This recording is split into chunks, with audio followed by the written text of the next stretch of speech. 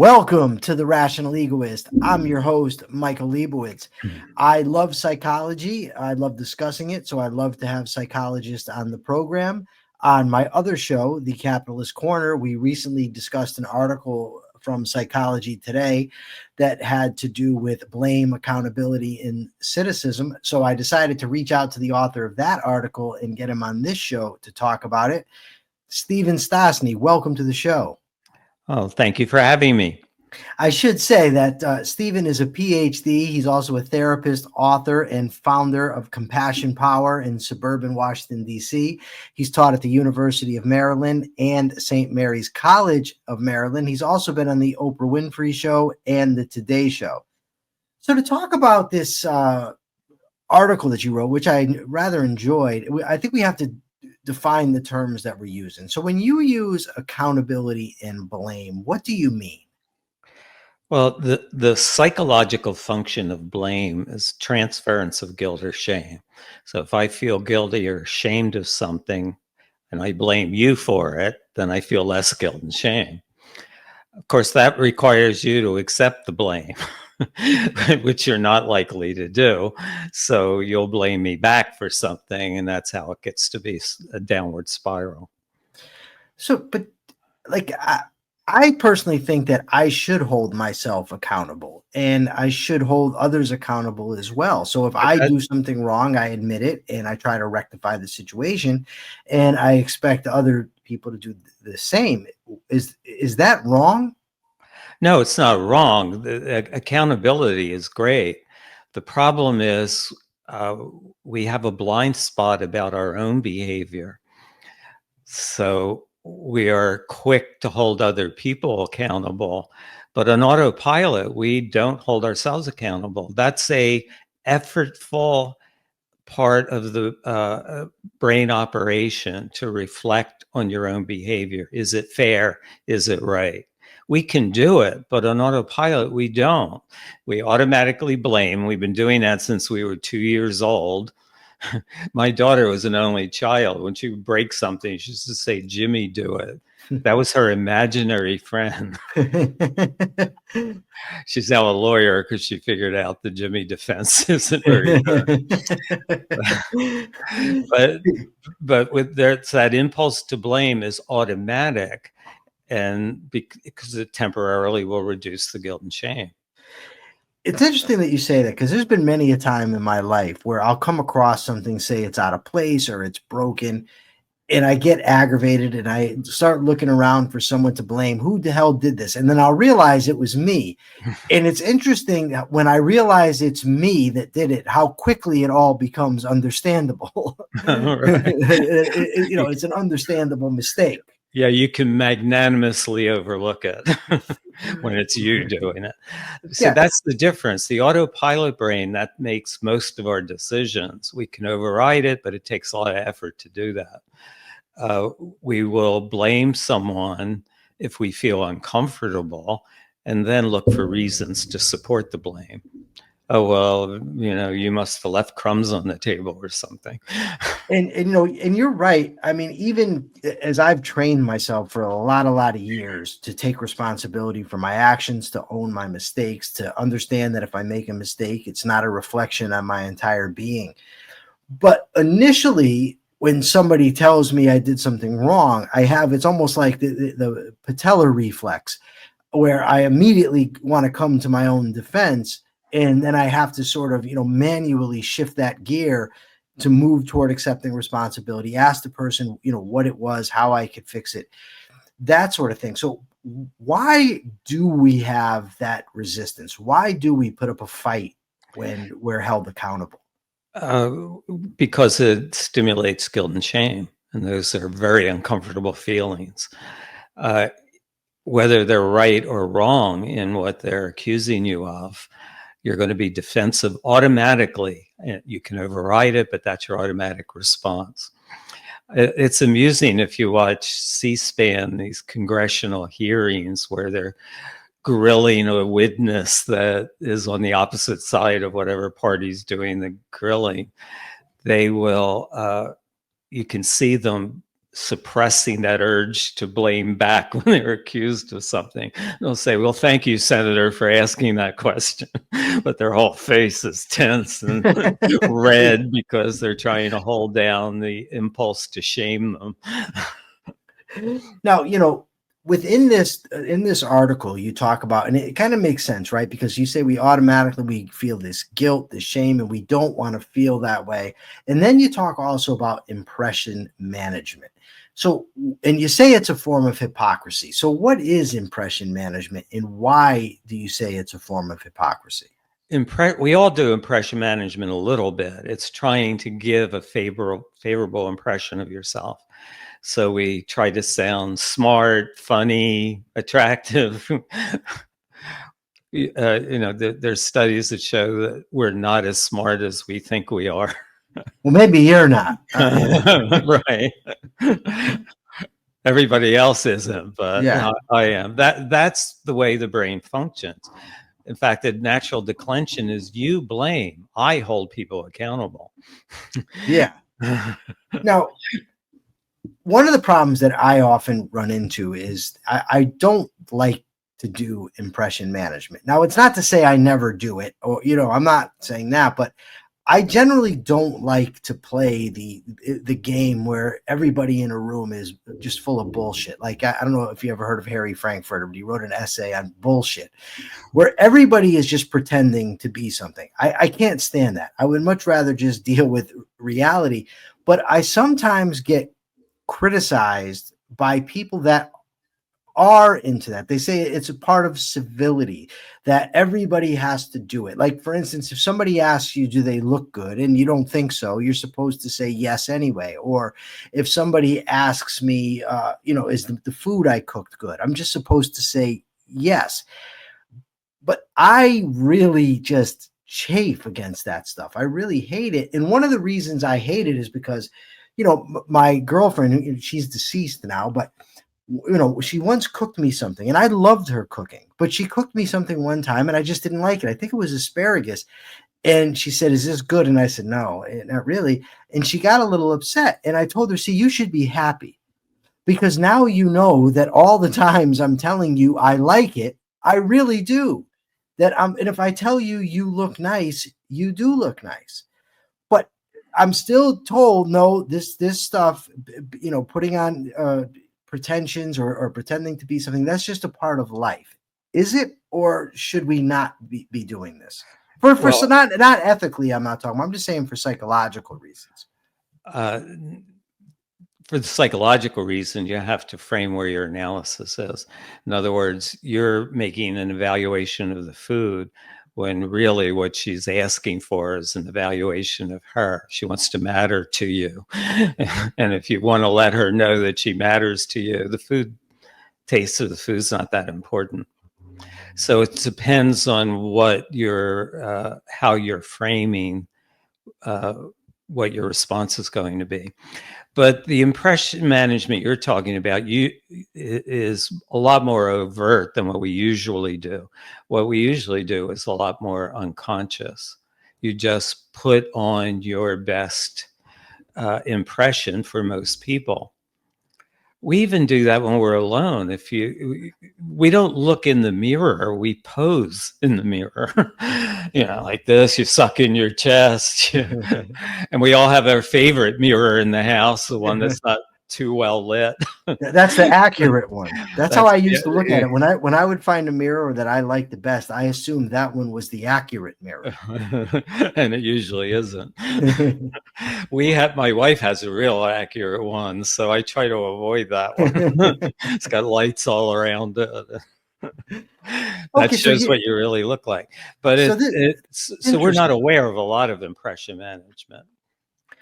See, I've never thought about what you just said. Well, I don't know if I've never thought about it, but when I'm thinking impression management, I'm thinking like I once read somewhere that waitresses, for instance, have mental health problems. And a lot of the mental health problems stem from pretending to be happy all the time for, the customers, because they want to get tips. So they go over, they smile, they feign interest in whatever, the customers are talking about.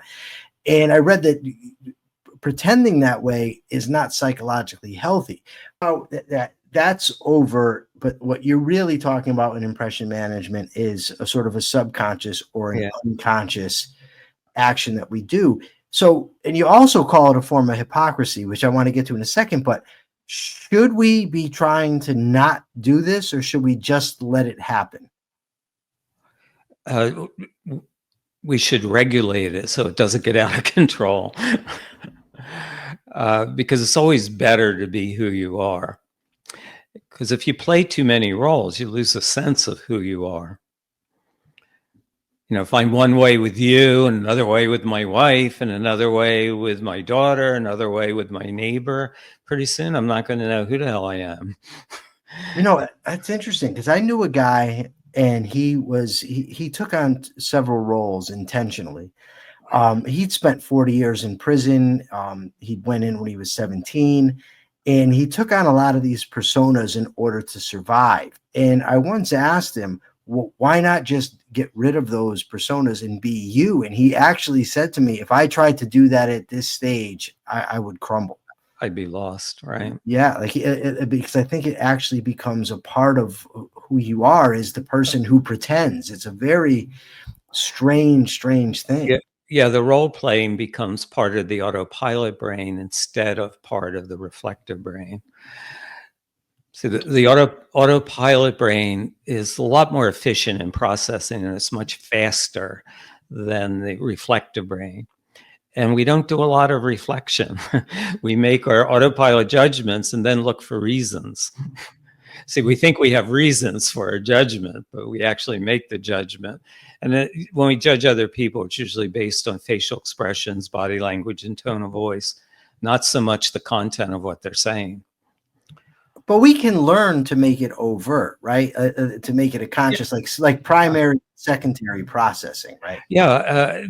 Anything important, you want to question your autopilot judgment, because it didn't evolve for accuracy. It evolved for speed and efficiency.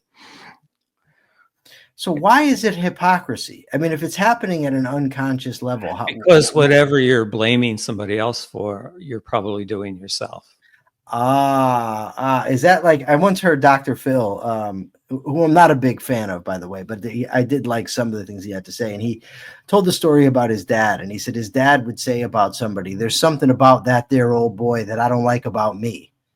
Right. That we dislike in others what we see in ourselves. And I think there's truth to that. And it seems like there is. There's Carl Jung first pointed that out in 1920, I think. But it's been since empirically validated that we tend to not like in other people what we don't like about ourselves. The tragic example of that is child abuse. Typically in a family, it's one child gets the brunt of most of the abuse. And that's usually the child that has characteristics that remind the abuser of himself or herself. That's a tragic example of it. The unfavored child is the most one like me. First paper I wrote that got published was child abuse is really inner child abuse. Somebody, God, I wish I could remember who, just told me the other day that there's a lot of cases where just one kid gets the abuse, and the other kids just think, there's home life is great. They don't know what's happening. And you're saying that's because the abuser in many cases actually sees in the kid like a reflection of himself or herself. Yeah, they disown that part of themselves, and they're intolerant of it when they see it in other people, even their own children, maybe especially their own children.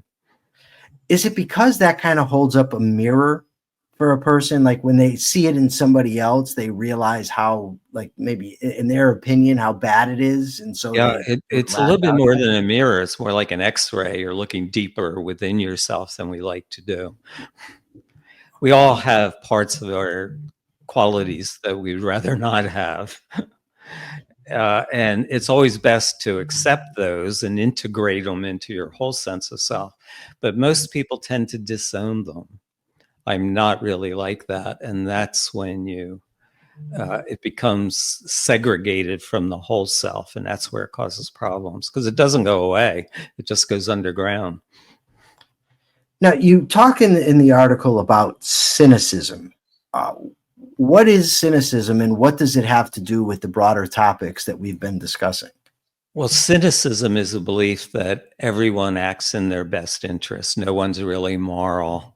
We're all selfish. When people are virtue signaling is a cynical judgment of people. There are I'm sure there is virtue signaling, but there's also some honest expressions of belief. But cynical people discount the honest along with the virtue signaling. Now, when you say self-interest, do you mean that they think that most people are just like will trample on their rights if they have to, have no concern for how their behavior affects other people? They're usually not aware of how their behavior affects other people.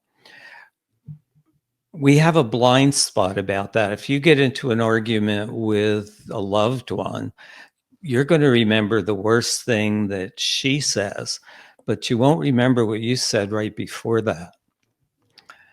And I'll see that in all of my clients. They'll be complaining about what their partner said or did. Well, what did you say or do immediately before that? And they don't remember. You remember your partner's behavior, but you don't remember what your partner's reacting to, which is you. And that's unfortunate because the only positive way to change your partner's behavior is to change what your partner is reacting to. But you also talk about, you say that cynical people tend to think that they're smarter than everybody else. What do you mean, and why? Why would that be the case? Because I can see through you. I can see that you're impression managing. And we live in an era of cynicism. Partly it's because our politics has gotten, our public discourse in general, politics, news media, and the internet, social media has gotten so polarized that we all develop a kind of cynicism. It's a natural outflow. Begins with blame, then goes to trying to hold people accountable, but not holding ourselves accountable, and then to cynicism. You mentioned Carl Jung a few minutes ago. Are you, because it didn't say in your bio, are you a Jungian therapist, or are you No. in psychodynamic? What? No, I'm a sort of- psychoeducational therapist. Just teach people how their emotions work and how to regulate them. And if you regulate them based on your more humane values, you'll have a really good life, even if bad things happen to you. I've never heard that before. Psychoeducational therapist. Who are your biggest influences? Oh, I have a lot of them. My biggest influences, though, are neurologist Joseph Ledoux. Daniel Kahneman, social psychologist. He was a big influence. I just bought his book recently, Thinking Fast and Slow. Well, he calls the system 1, system 2, what I call the autopilot brain and the reflective brain, because that I think describes what they do a little bit better. So but what do the you? autopilot brain is about 5,000 times faster than the reflective brain. See, I think of this as in terms of the philosopher I mentioned before, Harry Frankfurt, talked about how we have first order values and second order values. He had a different word for it, not values, but basically that there's things that we value and then there's things that we want to value. And it occurred to me that the goal would be to make what I want to value what I actually value. That's mostly what my therapy is. Yeah. And when I think about what you just said or what Kahneman says, I understand that the idea of freedom of will or some aspect of volition is a minority view in these fields. But it seems to me that that's part of having freedom of the will, is the ability to override the default systems in our thinking, right, and to actually sort of turn on our rational faculty, examine our own thinking, examine our own behavior, and then alter it.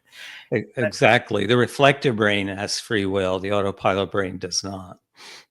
That's an awesome way to put it. I've never I never thought of it in those terms, but I like that a lot. The And problem is the reflective brain, it's a very small part of the brain, but it takes up most of the energy. It's metabolically expensive. So to conserve energy, it's the first to shut down with low physical resources when you're tired, hungry, stressed. In environmental conditions, if it's hot or cold, that turns off because it burns too much energy. So but can we? It seems to me that we can, because I can go through and a lot of examples. But can we take things that were once we had to arrive at with the not the automatic systems, but the systems that we have to do volitionally? Can we change in such a way that things that we initially have to do volitionally become our automatic responses? Like, for instance, when I tie my shoes, I don't need to think about it. Right. Most of the activities that I engage in on a daily basis, like you said, it's worth it because it's for energy protection. I forgot the word you used, but so it seems conservation. Yeah. So it seems to me that I would be able to say, okay, these are the behaviors I want to engage in. My habits are driving me in another direction, but I can manually shift myself, change the way that I think, and then make those behaviors automatic, or at least a semblance of automatic. If you do it, anything you do repeatedly, your brain will begin to do automatically. So it's repetition changes the neurosequence in your brain. But you have to do it repeatedly and under the same conditions. In other words, if I snap at my wife because I didn't sleep last night, as an insomniac, you're probably familiar with that. It causes irritability. I have to practice in my mind the next time I feel tired and she bangs a dish, I'm going to see this is the person I love. The dish isn't a big deal. I have to practice that. And if I do it enough, my brain will start doing it automatically and I won't snap at her when she bangs a dish when I'm tired. So years ago, I realized that a big problem that I had was fear of abandonment. So if you look at like Mary Ainsworth and John Bowlby, when they talk about attachment, I would have been insecure, ambivalent, very possessive, jealous, always thinking people were going to leave me. And I realized that, I studied a lot of cognitive behavioral stuff. I realized that a core belief that I had was that I was not worthy and that people would abandon me. And a lot of that stemmed from the way that I interpreted my upbringing, the way that I interpreted my parents' behavior. They were absent much of the time, left me alone, that sort of thing. My mother almost died several times. So manually, what I did was every night before I went to bed, once I realized this was a problem, I would go through a process in my thinking where I would address it. And I would say, the way that my parents treated me was not a reflection of me. That was a reflection of their problems, not mine. I would say, just because they left me doesn't mean that everybody is going to leave. And even if people do leave, I don't need to have acceptance. I'll be okay if people leave me. And through a lot of time and effort of drilling that in my head and then living it out in my real world experience, I've been able to overcome it to a large extent. Not that it never sort of, I don't ever feel that sort of tug or push or whatever it would be, but to a large extent, I've been able to overcome it. Is that the kind of stuff that you're talking about when you're talking repetition through thoughts and behaviors? Yeah, but not that detailed. What I would tell you, if you were my client and you were still dealing with that, you're not still dealing with it. But if you were, I would tell you just every time that thought occurs to you, try to think of compassionate thought for someone else. Feeling lovable. In order to feel lovable, you have to be compassionate and kind. That's what makes us feel lovable. You can't be self-centered and feel lovable. There are opposites. You have to be relational, see someone else with value, and then you feel lovable. And just practice doing that, and then your brain will start doing it automatically. It's a lot easier, and you save a lot of therapy money. I guess so, because therapy can be very, very expensive. It can, especially Were, that kind where you go through childhood. were you influenced by any of the cognitive behavioral therapists or Oh, the sure, theorists? especially in the beginning.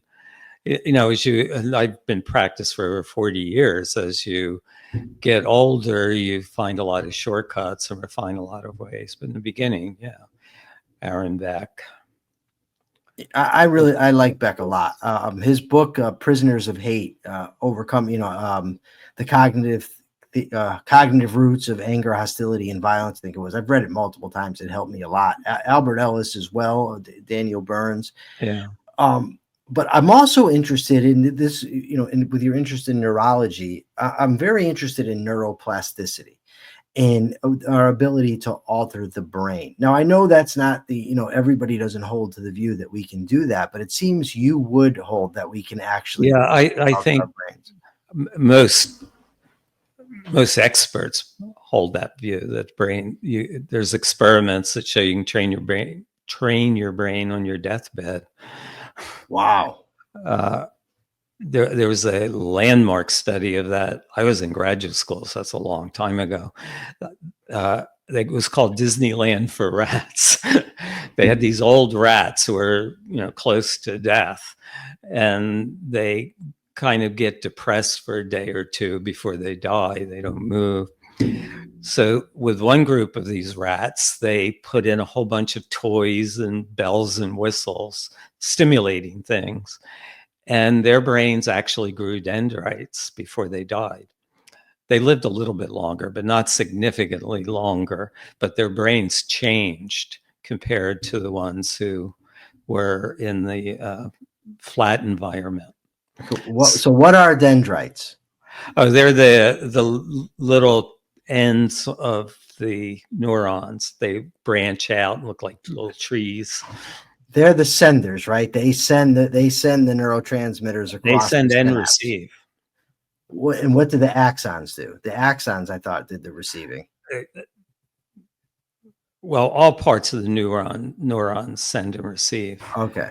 The axon are the part that is right on the end of the neurons. Okay. The human brain really fascinates me. There used to be what I forget what they called it, maybe localization. What was the word where each part of the brain was assumed to do specific things, but that's not really popular anymore, right? No, in fact, it's pretty debunked. So is the myth that we only use a certain amount of our brains. Oh my God, I hate when people say that. That Yeah, drives me crazy. yeah, We only use 10%. there was a whole movie based on that with I can't think of her name now. Scarlett, not Scarlett O'Hara. Not Gone with the Wind. No, Scarlett Scarlett Johansson. Johansson, right? Where she learned to use all of her brain. She developed all of these superpowers, and that's totally a myth. The brain is distributive. In other words, all parts of it contribute to most, but there are specializations. And it's more like circuits. If you get an injury to a certain circuit, that circuit won't transmit or receive anymore.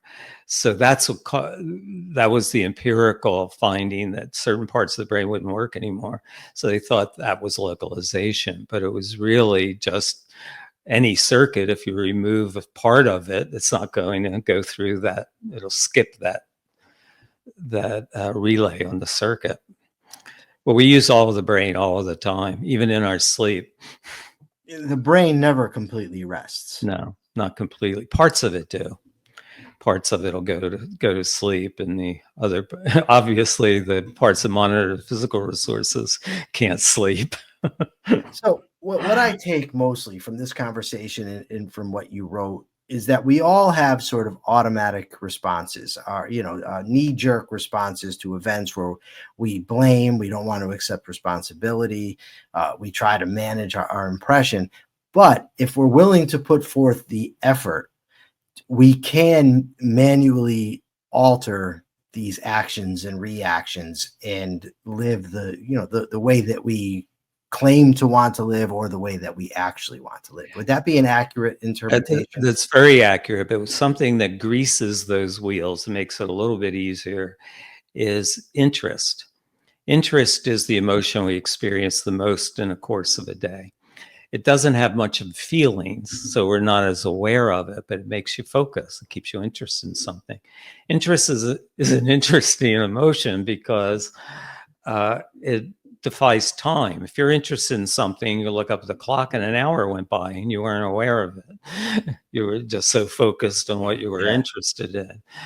And you don't feel anything unless the interest is broken. Like if you're watching a game that you're really absorbed in and somebody pulls the plug at the TV, you're going to feel something. But up until then, weren't aware of feeling anything. So Right. it's only when the interest is blocked that you feel something. So if you follow your interest more, that will widen your perspectives. So, with the polarization we have now, where half the country hates half the other half of the country, that's why I wrote that. It's inspired by that. I'm pushing 80, and I have never seen the amount of hate in this country that I see now. Really? Nowhere near it. Even the protests. I was in college in the 1960s and was a vehement anti-Vietnam War protester. Went to all the marches, but you didn't see the hate in the protests that you see now. It wasn't directed at individuals. It was appeal to humanity. Stop this senseless war. We didn't like Nixon, but we didn't hate him or Johnson. Yeah. I've been to one protest in my entire life. And it was for an issue that I'm not really that psyched up about. I was involved with a political party and they asked me to go. I was the spokesperson for a party. So they asked me to go. So I went to the protest. It had to do with what was being taught to kids in schools. But it was an interesting thing because there were counter protesters there. And I just went over, I said, hey, what's your view? I was being very polite and they were just vile to me. Like they didn't even know me and they just hated me. Like you said, it was really a strange thing. Like I was polite. I just wanted to talk. I wasn't hating them, but nonetheless, that hatred was there. I hear people say it a lot that, the country's divided like it hasn't been in a long time. But I'm also aware that, nothing makes for the good old days better than poor memory is a quote I love. I can't remember who said it, but so I often dismiss that kind of stuff, but you're saying it actually is the case, huh? Yeah. And, it's kind of my job to monitor the emotional ethos because it affects my clients so much. Yeah. So I'm a lot more anger too, which is disparaging to me because I started out thinking I was going to reduce the world's anger. A little bit of narcissism there. And there's a lot more anger now than when I started. But not in your clients, I hope. No, not in my clients. My clients continue to improve. Well, that's a good thing. That's a great thing. But massively, it is that way. But anyway, what happens, like when you went over to the counter protesters, you were trying to learn something. You were trying to expand your perception, but they saw that as threatening. See, to be self-righteous, you have to suppress doubt. And when you're trying to raise doubt, they see that as an attack. Because self-doubt is uncomfortable.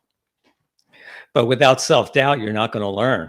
It's the motivation to learn is to doubt what you already know.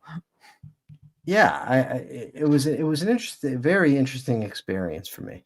And I'm with you. I don't need to hate people that I disagree with. No. Right? It doesn't. I'm not a Trump guy. I have a friend of mine who's a philosophy professor. He's not one of the full out MAGA red hat wearing guys, but he thinks that Trump is the better option. I disagree. And people will say to us online, you shouldn't be friends, from one side or the other. And I'm like, I'll be friends, first of all, with whoever the hell I want. That's the first thing. But secondly, I'm not going to hate the guy because he voted for somebody that I disapprove with. It just seems crazy to me. It is crazy, but that's where we are. It's even affecting families. People don't go to Thanksgiving because somebody voted for someone they don't like. Yeah, that's absurd. All right, Stephen, where can people find you? The easiest way is compassionpower.com. Compassionpower.com. And you also blog for Psychology Today, right? Yeah, twice a week. Okay, that's great. All right, Stephen, thank you so much for taking the time to join us here today. I really appreciate it. Okay. Best of luck to you. Take care. Thank you so much. You too. For now, this is the Rational Egoist signing out. I'm Michael Liebowitz. Till next time.